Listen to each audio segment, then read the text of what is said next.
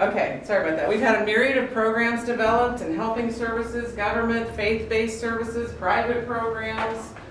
Why hasn't anything worked? Well, some of it's the reasons that you see up there, but also the designers of most of these programs have never been poor. They have never had to use these programs. So the programs never quite fit and never get to the root and the complexity of poverty. And we think you need a new approach. Thank you. So while low-income families generally are rich in terms of friends and family, most of the people who make up their network are also in poverty. So they have few people in their lives to model things like higher education, career achievement, and just living outside of survival. Because to live in poverty is to live in constant survival mode. I mean, how can you make long-term plans that are going to take you 4, 5, 10 years if you can't seem to see to the end of the day? You got to work 2 and 3 jobs to make ends meet. You know, people in poverty don't start their day like I start my day, like what's on my to-do list, what do I want to accomplish today? You probably start your day like that. They start their day like, how am I going to make it to the end of this day? Oh my gosh, I hope my car makes it. How am I going to feed my kids? So living like that, day in and day out, is a survival mode that makes people totally unaware of options that they may even have. So they're suffering from this opportunity blindness because they're just trying to get by every day. And we need a new way of doing things. Like a new technology here.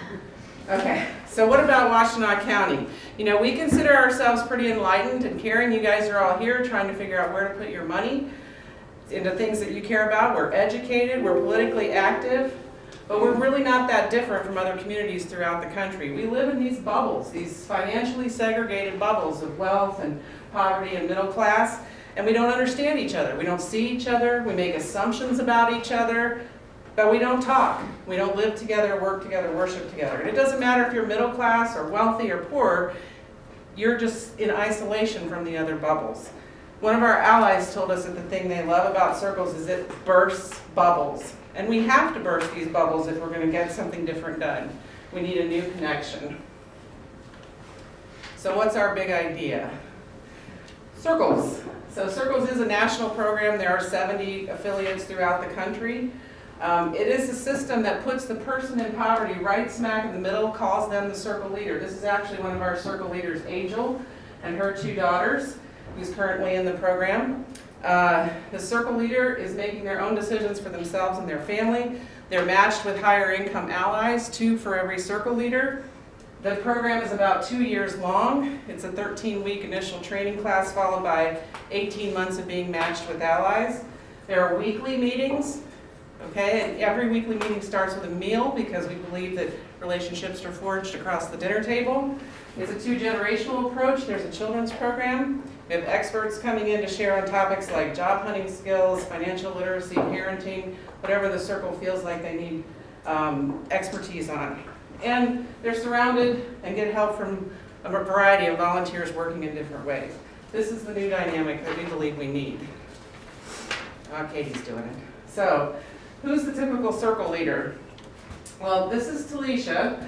Talisha is not stock footage off of Google Images somewhere. She's an actual Washtenaw County resident who friends and need help with a car when her car died. Okay, she is a young woman who comes from a family of generational poverty. We have worked with members of her family for 34 years. Wow. Okay, since our first day of work. She works as many hours as she can get at Walmart for $11.25 an hour. It's all she knows. It's all she can see, it's all she can hope for, and it's a whole lot better than a lot of people in her family are doing, to be honest. She's about the age of my oldest daughter, so I started thinking, my oldest daughter has her master's in speech pathology. What's the difference? Why are their lives so different? Is it because my daughter is so much smarter than Talisha? I don't really know. I don't know Talisha that well, but I bet not. I mean, my daughter's sharp, but she's not in Mensa. You know, I mean, she's got it going on, but I think the thing is, she never would have thought that Walmart for $11.25 an hour was what she should be doing as an adult, right? It's an honorable thing to work at Walmart or any job that you have, but my daughter would have never aspired to that job. So why should Talisha only have to aspire to that job? Why shouldn't Talisha, who obviously knows the value of hard work, have the opportunity? Why shouldn't she have the opportunity to find out what else is out there? Why shouldn't she dream and actually have a chance to make that dream come true? She needs a new path, and we need a new plan. So So what is it about Circles? Circles empowers the person in poverty. They're the leader who sets the goals. Nobody's telling them, yes, you can do that or can't do that or you should do this. It's their family, it's their goals. It involves the whole community, and I do mean the whole community, not just the social service sector. It's not a client sitting in a social worker's office. Okay, it's a community that draws in people from the wider community, allies, trainers, volunteers, faith communities, government, all these people. And we might even sneak a social worker in every once in a while.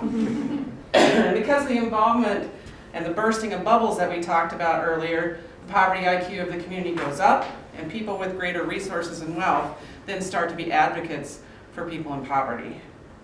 It also requires time. It's almost a 2-year commitment for both the circle leader and the allies. It requires them to make real commitment, sometimes really scary commitment to each other. You know, it takes a long time for generational poverty to get going. It's not so much situational poverty where a breadwinner loses their job and they're going to get a job back pretty quickly. Generational poverty takes years. And we can't expect to solve that with a 6 or 8 or 10-week class on budgeting, can we? Also, Circle revolves around the leader-ally relationship. We ask people to make real relationships, real friendships across lines we don't like to cross. So we need this new idea. So why should you invest here? Well, one of the reasons is because we take these bubbles that are all separate and we burst them and make them together. That's a big, big deal. And even more importantly, maybe, is because it works in terms of income growth across the country. Oops, did I push that? Across the country, the stats are 41% more income after 6 months involvement in circles, 60% more income after a year, the circle leaders who finish the program, 88% more income after 18 months. It works. It's an evidence-based program and it works. So we'll hope that you consider helping us on this journey because we need to stop poverty from infecting yet another generation of Washtenaw County residents, and we need this bold idea.